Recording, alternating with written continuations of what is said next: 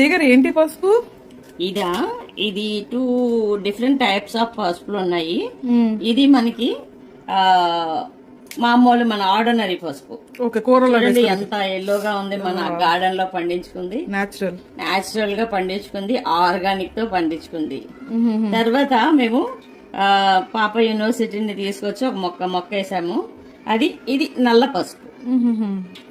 నల్ల పసుపు కూడా చాలా యూజెస్ ఉన్నాయి అంటారు. ఇది క్యాన్సర్ కాటికి, కీమోథెరపీ వాటిలో యూజ్ చేస్తారు అంటారు. ఇది ఇమ్యూనిటీ పవర్ కూడా బాగా పెంచుతుంది అంటారు. అఫ్ కోర్స్ కోవిడ్ లో బాగా ఇది వాడారని కూడా విన్నాను. అయితే మనకి సరిగా దీని మీద అంత అవగాహన లేదు, కానీ చాలా మెడిసినల్ వాల్యూస్ ఉన్న పసుపు అని చెప్తారనమాట. యాజ్ పర్ హిందూ మైథాలజీ ప్రకారం అయితే ఇది ఆ పసుపు కొమ్ముని, ఇంకా ఉన్నాయి చాలానా, ఆ పసుపు కొమ్ముని చిన్న మొక్కని బీరువాలో గాని, ఎప్పుడు జేబులో గాని, మీరు యూజ్ చేసే హ్యాండ్ బ్యాగ్ లో గాని పెట్టుకుంటే మీకు ధన ప్రాప్తి జరుగుతుంది, ధనం లోటు ఉండదని చెప్పేసి హిందూ మైథాలజీ ప్రకారం చెప్తారు. సో అంతవరకు నాకు దీని గురించి తెలుసు. మెడిసినల్ వాల్యూస్ అయితే చాలా ఉన్నాయి. ఒకసారి ఎక్స్పర్ట్స్ అడిగి కనుక్కోవాలి దేనికి ఎలా యూజ్ చేసేది బాగుంటదని. ఇది కూడా ఇంచుమించు ఒక 1/2 kg పైనే పండింది. ఒక మొక్క వేసాను, పండింది. అయితే ఇది ఎవ్రీ ఇయర్ మనకి కల్టివేషన్ రాదు. ఇది ఇట్లా బ్లూ కలర్ లో కరెక్ట్ గా రావడానికి 3 years పడుతుంది.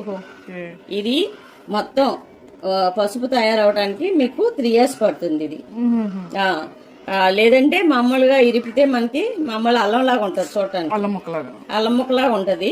మీకు పసుపు తయారైతే ఇలా బ్లూ కలర్ లో వస్తుంది. నల్ల పసుపు అంటారు. ఇగో మీకు కరెక్ట్ గా కట్ చేసి చూస్తే తెలుస్తుంది. ఇగో బ్లూ చూసారా, పర్ఫెక్ట్ నల్ల పసుపు అంట. మీలో ఎంతమంది తెలుసు ఈ నల్ల పసుపు కోసం?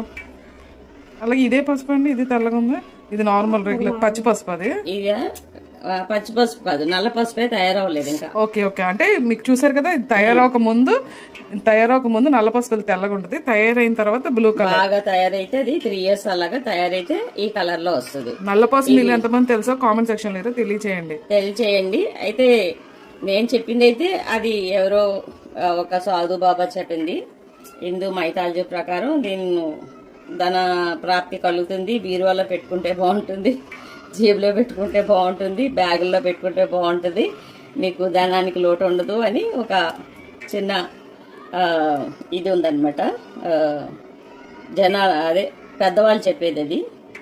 సో చూడండి, మీకు ఎవరికైనా తెలిస్తే ఈ పసుపు యొక్క ఉపయోగాలు మాకు షేర్ చేయండి, కొంచెం కామెంట్ సెక్షన్ తెలిసి. అలాగే ఇంకొక వీడియోతో మీ ముందుకు వచ్చేస్తాను. ఎందుకంటే మామూలు పసుపు అంటే ఎలా యూజ్ చేయాలి మనకు తెలుసు, ఇది ఎలా యూజ్ చేయాలనేది మాకు కొంచెం తెలపండి. అయితే చిన్న చిటుకు నేను విన్నాను. ఎందుకంటే చిన్నది ఇది అరగదీసి మార్నింగ్ హాట్ వాటర్ లో కలిపి తాగితే చాలా ఇమ్యూనిటీ పెరుగుతుంది అంటారు. క్యాన్సర్ గానీ, టీబీ గానీ ఇలాంటి రోగాలు రావంటారు. సో అది నాకు లైట్ గా తెలిసిన విషయం. మీకేమైనా తెలిస్తే మాకు షేర్ చేయండి, కామెంట్ చేయండి.